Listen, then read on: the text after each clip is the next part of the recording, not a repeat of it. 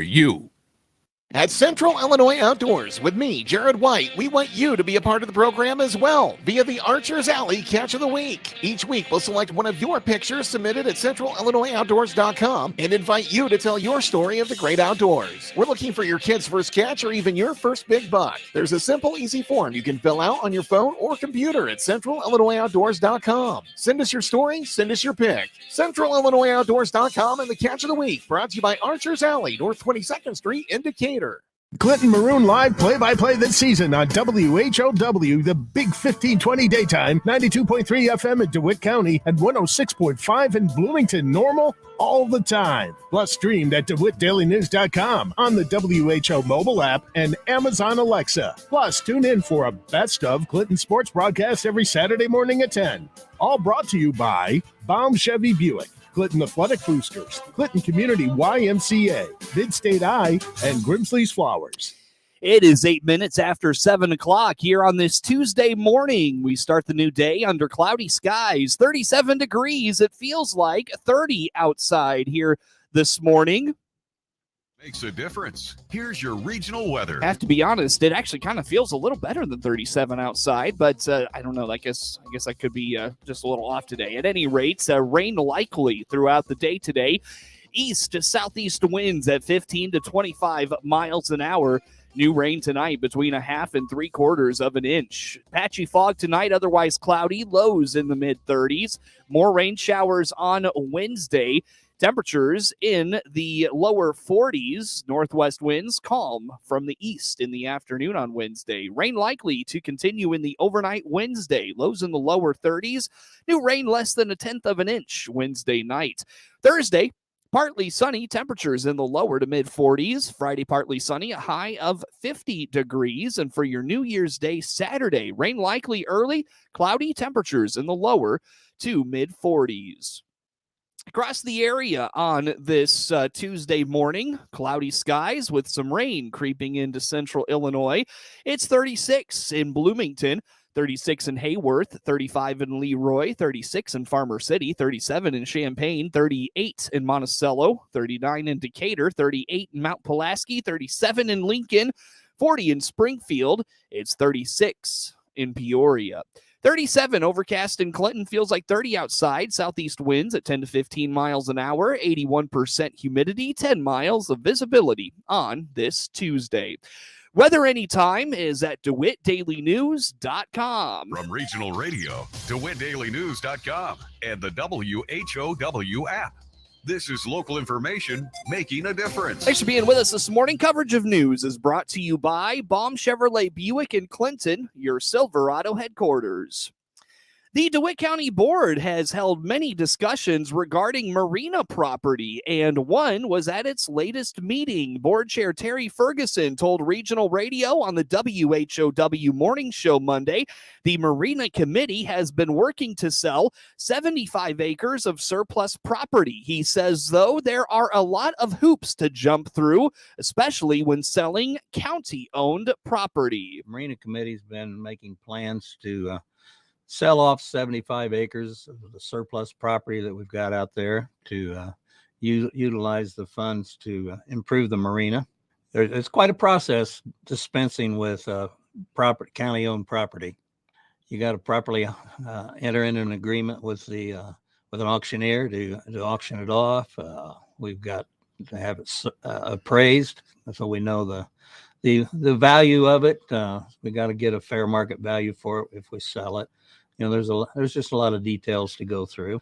I was involved with the donation of the property to the county from Exelon, and I want to make sure that what we do meets their criteria. Went through the process of talking with them about it, and they would like to put a few conditions on the possible sale. Ferguson says the sale of the property in the past has been unsuccessful, but he has heard of interest in developing the land for hunting purposes. We've made a couple of different attempts to develop that property. At one time, we had an East Coast developer that was talking about coming in and using the property and some additional lands to build a golf course resort on the property.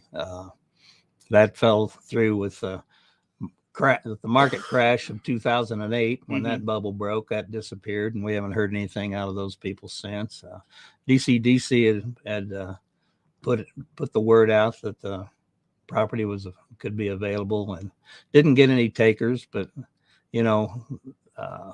there's a lot of interest in the ground around the lake for hunting purposes, Mm-hmm. and we've got a few people that have expressed interest in possibility of buying the property as a private hunting ground. The county board decided to list the property now due to the breakwater and parking lots needing improvements, and land values in recent years have also risen. So Ferguson believes they can get a fair price. We've got a lot of improvements that need to be made at the marina. Right now, all land has really escalated in value, and right now, to us, it's really worthless. It's just sitting there doing nothing, and we felt it was a good time to put it on the market, get it turned into cash, and make some necessary improvements at the marina. We've got some big needs at the marina, the breakwater. That's going to be about a $300,000 investment. We've got the parking lots need to be improved. They were designed for pickup trucks and 18-foot boats. Well, now we've got dually crew cab pickup trucks pulling 30-foot trailers, and the layout of the parking lot doesn't meet that criteria very well. There's islands out in it that chop up the lot, that make it hard to redesign the flow of the traffic. So we need to make some improvements in the parking lots. And then there's some docks that need to be improved. The discussion during the Marina Committee report was around whether the county should sell the surplus or the whole marina. Ferguson says everyone wants to do this the right way, and notes they would need to contract with an auctioneer and need to find a land appraiser. The main concern was, how do we go about doing this, and how do we do it right? Talked about, an auction company to do it, but we don't have a contract with them yet. We'd have to have that approved by the county board. Some of them thought we ought to maybe get an appraisal on the entire property, determine whether we want to sell off the whole thing or just the surplus property. Well, that'll make a big difference in the cost of the appraisal, and who do you get to appraise a marina, a working marina. There's several land appraisers around here that have a lot of experience appraising recreational properties. I don't think there's much experience in the area of appraising a marina. Ferguson is hopeful the county board can meet its goal of hosting the auction this spring. COVID fatigue is challenging us all in various ways, and a DeWitt County education leader is looking forward to getting back to enjoying his job again. Stopping in classrooms and watching kids learn is what Clinton School's Superintendent Kurt Nettles pinpoints as the thing he is missing out on the most, because COVID consumes so much of his time. Before this, I spent a lot more time in the school with teachers and in classrooms, not evaluating them because that's the principal's jobs, but I spent more time seeing firsthand kids learning what methods teachers are using, having discussions about those things, spending more time with the principals discussing those kinds of things, because we want the principals to be educational leaders, and they've been hampered on that too. So I used to just spend a lot more time with teachers and principals talking about the art of educating kids and making sure that we're doing as much as we can to develop our educational leaders and teachers. So that's been hindered because of this. Advocating for schools and the autonomy for them to make their own decisions is what is perhaps most consuming of Nettles' time. He has made it his mission to get in front of state leaders, connect with them, and help them understand the concerns he has. So that is taking up the majority of my time these days. So because everyone knows that's been paying attention that I have spent a lot of time with ISBE, the State Board of Education, and we've been trying to communicate with IDPH, and we've been trying to put political pressure on getting local control back. So a lot of my time's been taken up this semester with working on matters of local control. So I've been spending a lot of time with and talking with other superintendents around the state. And we've been sharing ideas and sharing or going together to board meetings and things of that nature. So that's taken up a lot of our time doing that. So second semester, I really would like to spend more time on teaching and learning and everyone's development. While COVID has consumed so much of Nettles' time and focus, he believes good progress has been made in his effort to get in front of state leadership. In November, Nettles was able to meet face-to-face with State Superintendent Dr. Carmen Ayala. Just this month, he was also to have a virtual face-to-face meeting with Dr. Ngozi Ezike, the state's public health director. We have made a lot of progress since August, and we got a meeting with the state superintendent, a few of us, which then got us a meeting with IDPH. We got that meeting. So the progress we made with the state board got us a meeting with Dr. Ezike and IDPH. She was very respectful and listened to our concerns, repeated our concerns to us multiple times. So there is absolutely no miscommunication about what our concerns are, and she knows that.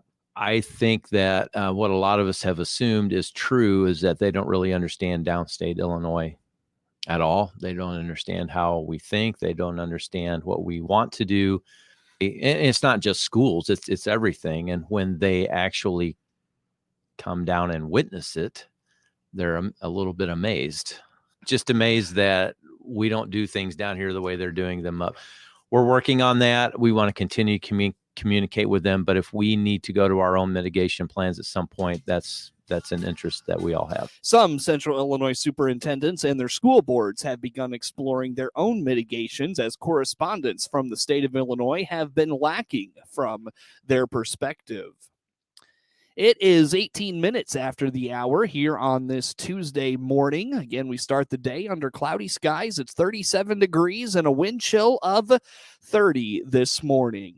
We got plenty more to get to coming up on the WHOW Morning Show. At Baum Chevrolet Buick in Clinton and Baum Motor Company in Farmer City, our job is to help you and solve your transportation needs. This is Scott Baum. Both in Clinton or Farmer City, we'll listen and find options for a different vehicle. Or we'll give you repair options to keep that car, truck, or SUV safe and trouble-free so you can continue with your busy schedule. If it has to do with transportation, we're here to help. Visit our full-service team today in Clinton or Farmer City. Baum Chevrolet Buick, right from the start.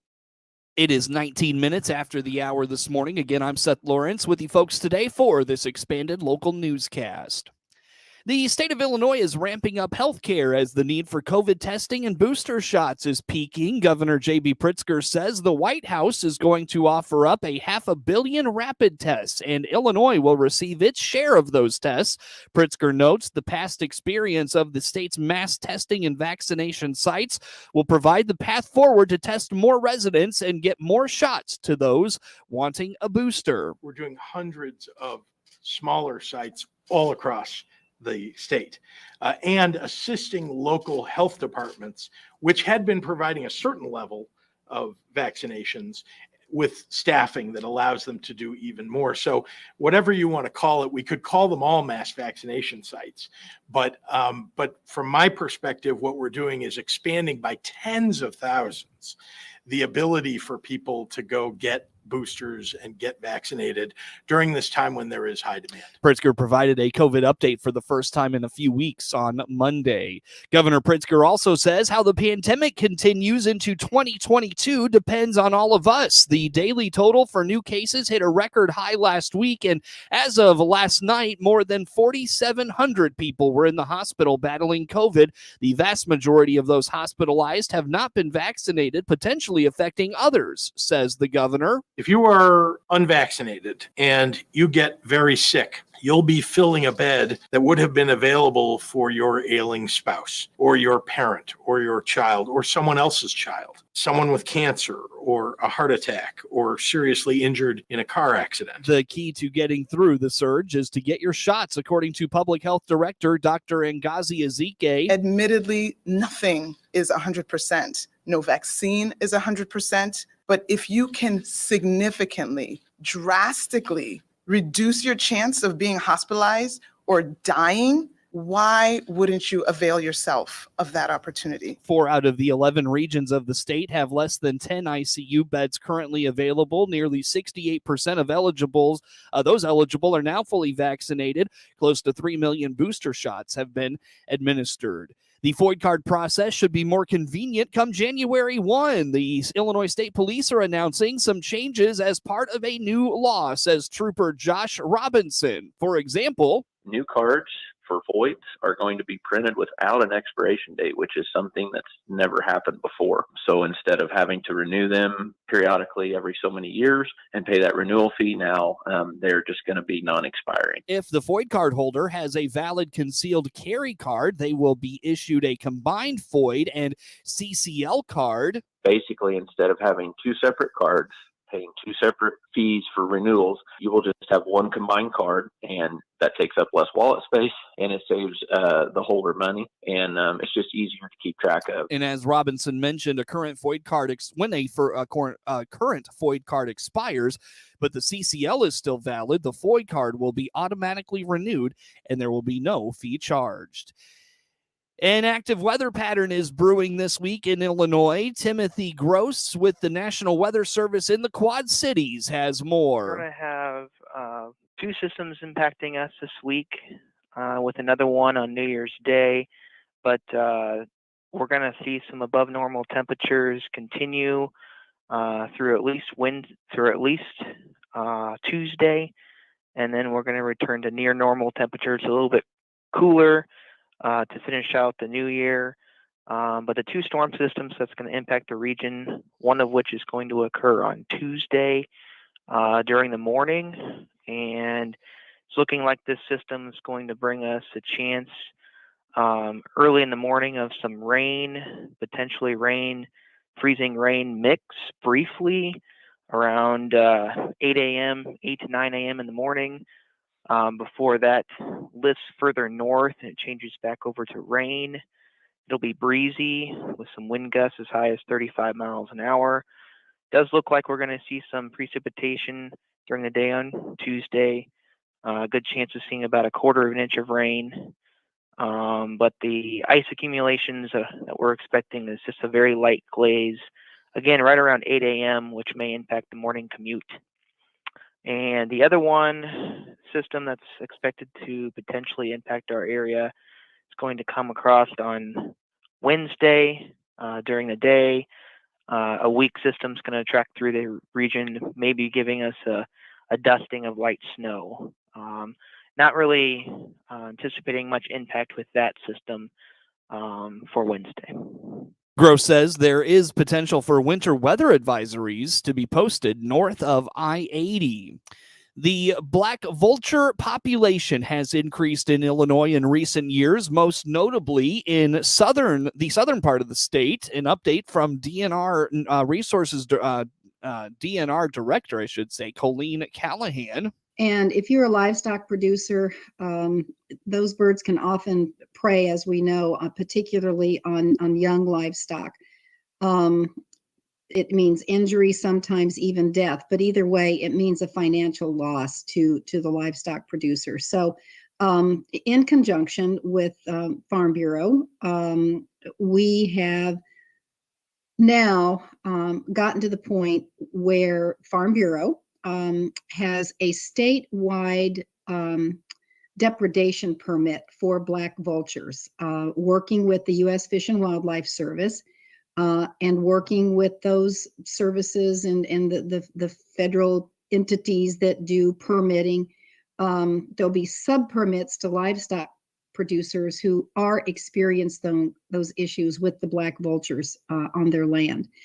And where we come in is that Farm Bureau is also working with us at the Department of Natural Resources to necessary state permits for those that are seeking those approvals. So what we've got is the black vultures, first identifying what they look like so you know if in fact that is a problem for you, because the black vultures have a dark gray head. They're very aggressive. But sometimes they're confused with a larger, less aggressive relative which has a red head, and that's the turkey vulture. Interested livestock producers may request a sub-permit application by contacting the Illinois Farm Bureau Associate Director of Commodity and Livestock, Tasha Bunting, at tbunting@ilfb.org. What team will win the Super Bowl in 2031? That's the kind of question Christmas tree growers have to predict every year. Gary Crawford gives us the details. Oh, yes, here's that Christmas tree hunting clip again from the movie A Christmas Story. Haven't you got a big tree? Yeah, this here is a tree. Don't you think it's a little large? Yeah, Christmas only comes once a year. Why not? Why not? If you went hunting for a real Christmas tree after the first week of December this year, you may have had a little trouble finding just the right tree. Some farms and tree lots sold out of trees this year. One reason goes back 12 to 15 years ago when artificial trees were reducing demand for the real ones, and many tree farmers cut back on planting new trees. But then, about 3 years ago, demand for real trees started climbing again. And so here lately, many farmers have increased plantings of trees again, which will be ready in about another 10 years. But as the executive director of the National Christmas Tree Association, Tim O'Connor, says, the question is, if the plantings now that have been occurring will match demand when those trees are ready. So in other words, as one choose and cut tree grower tells me, you got to be forward thinking in the tree business. Very forward thinking. Jim Gelson runs this farm. He owns it in Northern Virginia, where we get our trees every year. And he says it is a quandary unique to the tree business. What's happening now isn't the case for 8 years out. He says, though, that for the big growers to have cut back plantings 12 years ago, that was, as he puts it, kind of short-sighted, thinking that the real Christmas tree market was going to be permanently shrinking. In fact, Jim Gelson thinks just the opposite. He's going around doing presentations to groups of farmers and would-be farmers, telling them, look, forget about hemp. Plant Christmas trees. It's here now. You don't have to get federal regulation, federal permits or anything. It's good to go. Get some acreage, plant some trees. And he even has some numbers to prove his case. You get trees for 20 cents a piece. Sorry, I'm going to put 5,000 Norway spruce out in the spring. That's $1,000. In 12 years, they'll be worth $1 million. What else can you invest in to get a return like that? No, wait a minute, though. That's 12 years, Jim, with no income. Now, how am I going to keep going without any income? You got to believe in yourself, man. Yeah, you laugh, but it's risky now. But it's calculated risk. So you've got an idea of where your return is, what your odds of return are. Which is why Jim is not planting hemp. No, because that's an unproven market right now. I don't know if the buying end is out there, so I'm not going there. But he says Christmas trees are solid commodities with solid demand now. Yeah, and I think the future looks good. It does. Gary Crawford for the U.S. Department of Agriculture. It is 29 minutes after the hour. Coverage of News Today brought to you by Baum Chevrolet Buick in Clinton, your Silverado headquarters. Get news anytime at DeWittDailyNews.com.